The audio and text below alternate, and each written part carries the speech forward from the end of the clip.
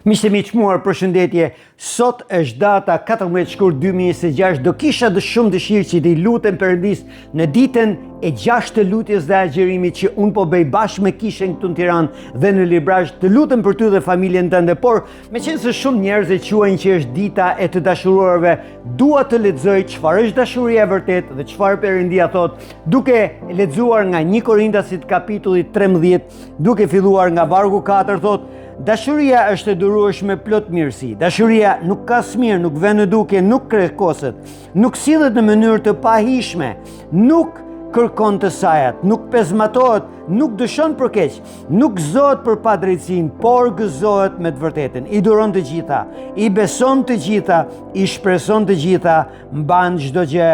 Dashuria nuk ligështohet kurrë. Le të lutemi së bashku. Zoti i dashur, i gjithë pushtetshëm, Zoti i dashurisë, dashuria e vërtet atë birë dhe frymë e shenjtë. Personin që ka ndaluar bashkë me familjen e tij e sjell nëpërmjet frymës së shenjtë në emrin Jezus të froni i dashurisë vërtet dhe të lutem dhe shpall që në emrin e Jezus Krishtit ky person, familja e tij është mbuluar me dashurinë e vërtet, është e udhëhequr nga dashuria e vërtet. Mbushe Zoti i dashur atë vend tek miku im dhe familjarët e tij që është vendi për të qenë dashuria.